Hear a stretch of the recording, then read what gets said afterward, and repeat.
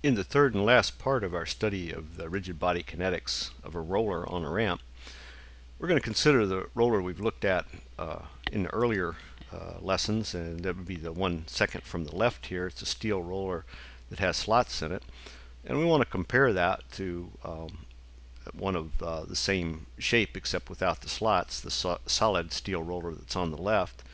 And we'll also compare those two to two plastic rollers that have the same geometry. So all of them do roll without slipping, and our question is going to be which one is going to get to the bottom first.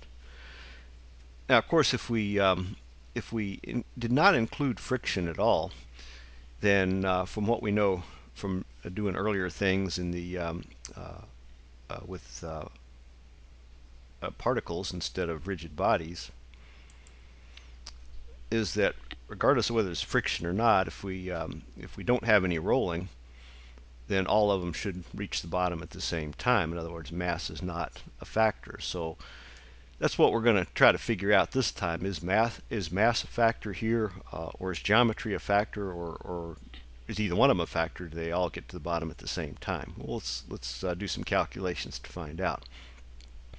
A little review of the ramp geometry. It's a 30-degree ramp. The rollers will drop by 3 meters, so they'll cover 6 meters in the x direction down the ramp. And here's some details about the rollers. The solid rollers, the mass moment of inertia is easily calculated as 1/2 the mass times the radius squared, and by all of those have a radius of 100 millimeters or 0.1 meter.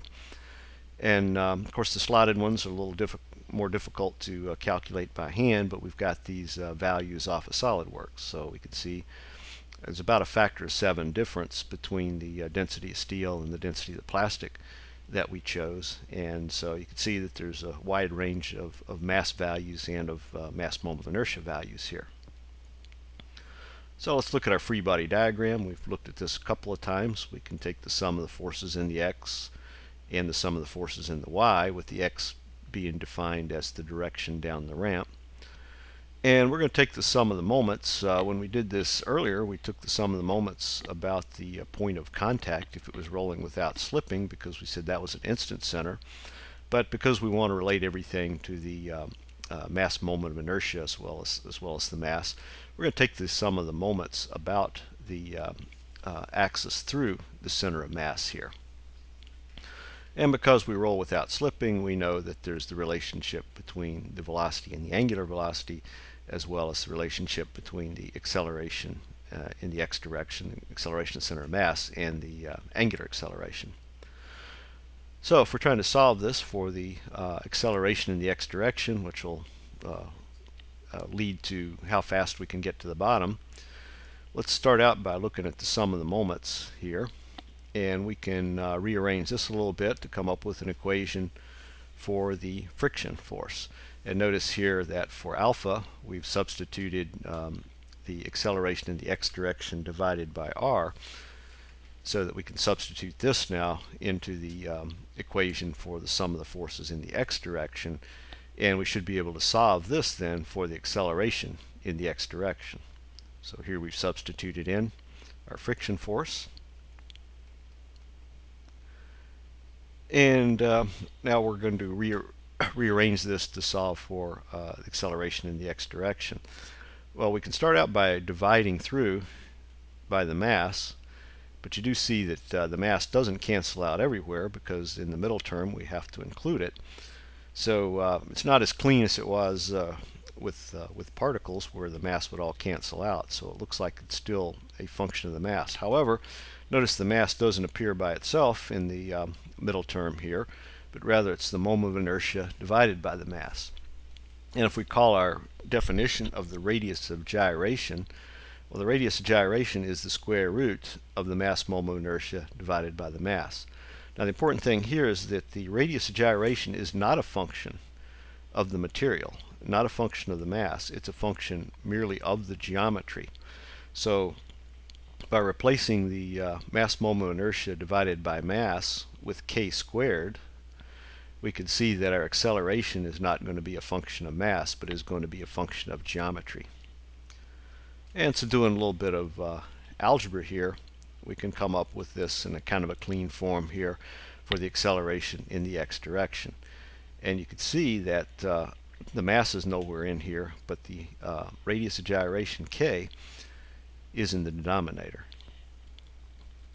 So what that tells us is that the acceleration is going to be a function of the geometry k. Further, we could see that the smaller the value of k, the larger the acceleration is going to be. And so the roller that has the smallest radius of gyration is the one that's going to reach the bottom first. And so we can add a row to our table. And as we said earlier, the the radius of gyration is a function of the geometry and not of the mass.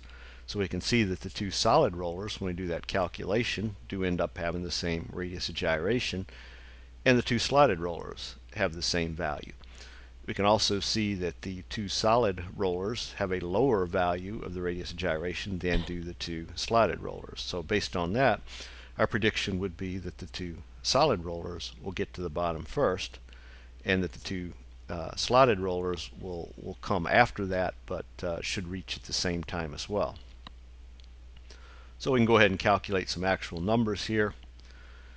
If we look at the solid rollers and substitute in the value of k, from that we come up with an acceleration of 3.27 meters per second squared.